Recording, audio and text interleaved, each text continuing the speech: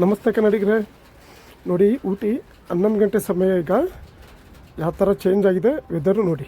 ಬೆಳಿಗ್ಗೆ 11 ಗಂಟೆ ಸಮಯ ಇದ್ದಕ್ಕಿದ್ದಂಗೆ ಊಟಿಲಿ ಕ್ಲೈಮೇಟ್ ಈ ಥರ ಚೇಂಜ್ ಆಗಿಬಿಡುತ್ತೆ.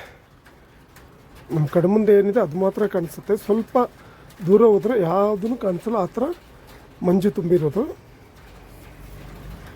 ಇಲ್ಲ ಮುಂದೆ ದೊಡ್ಡ ದೊಡ್ಡ ಮನೆಗಳಿದೆ, ಬಿಲ್ಡಿಂಗ್ ಇದೆ, ಬೆಟ್ಟಗಳಿದೆ ನೋಡಿ. ಯಾವುದು ಕಾಣ್ತಿಲ್ಲ, ಎಲ್ಲ ಮಂಜು ಆವರಿಸ್ಕೊಂಡ್ಬಿಟ್ಟಿದೆ. ಬೆಳಿಗ್ಗೆ 11 ಸಮಯ ಬಿಸಿಲಿತ್ತು. 10-10:30 ಇದ್ದಕ್ಕಿದ್ದಂಗೆ ಹಾಫ್ ಆನ್ ಅವರಲ್ಲಿ ಈ ಥರ ಬದಲಾವಣೆ. ಎಲ್ಲ ತೋಟ ಇದು.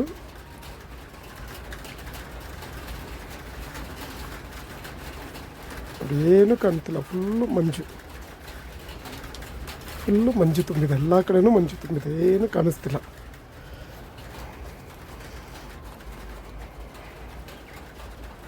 ಏನು ಸರೌಂಡಿಂಗ್ ನೋಡ್ತಿದ್ದೀವಿ, ಕಣ್ಣು ಮುಂದೆ ಇರೋದು ಮಾತ್ರ ಸ್ವಲ್ಪ ಕಾಣಿಸ್ತಿದೆ. ಬಾಕಿ ಇರೋದು ಸ್ವಲ್ಪ ದೂರದಲ್ಲಿ ಇರೋದು ಯಾವುದೂ ಕಾಣಿಸ್ತಿಲ್ಲ. This is Ooty. ಯಾವಾಗ ಯಾವ ಕ್ಷಣದಲ್ಲಿ ಯಾವ ರೀತಿ ಆದರೂ ಬದಲಾಗುವಂಥ ವಾತಾವರಣ ಇದು ನೋಡಿ. ಮುಂದೆ ಇರೋ ಗಾಡಿಗಳು ಮಾತ್ರ ಕಾಣ್ತಾ ಇದೆ, ಬೇರೆ ಯಾವುದೂ ಕಾಣ್ತಾ ಇಲ್ಲ. ಊಟಿದಂಗೆ ಏನು ಮಾಡೋಕ್ಕಾಗಲ್ಲ.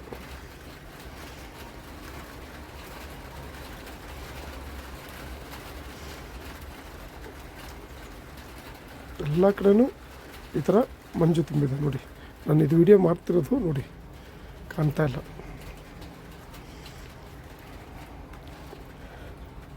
ಏನು ಗೊತ್ತಾಗಲ್ಲ. ಊಟಿದೆ ಯಾವಾಗ ಏನು ಅಂತಲೂ ಚೇಂಜ್ ಆಗುತ್ತೆ ವೆದರ್ ಅಂತ ಗೊತ್ತಾಗಲ್ಲ.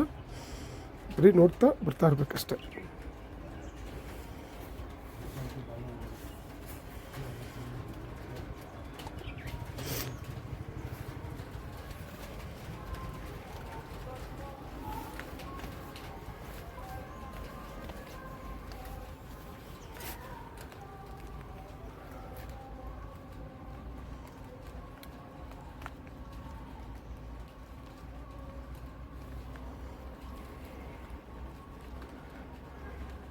ನೋಡಿ, ರೋಡು ಗಾಡಿಗಳು ಅಷ್ಟೊಂದು ಬರ್ತಿದ್ದಾವೆ. ಮುಂದೆ ಇರೋದು ಮಾತ್ರ ಗೊತ್ತಾಗ್ತಿದೆ, ಫ್ರಂಟಲ್ಲಿರೋದು ಸ್ವಲ್ಪ ಗೊತ್ತಾಗುತ್ತೆ. ರೂಟು ತುಂಬ ದೂರದಲ್ಲಿರೋದು ಏನೂ ಗೊತ್ತಾಗೋದಿಲ್ಲ.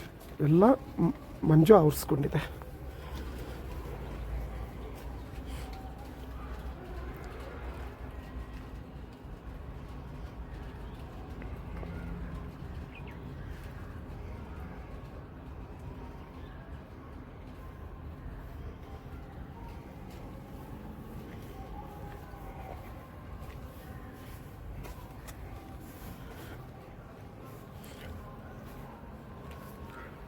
ನಮ್ಮ ಕರ್ನಾಟಕದಲ್ಲಿ ಸಿಟಿಯಲ್ಲಿ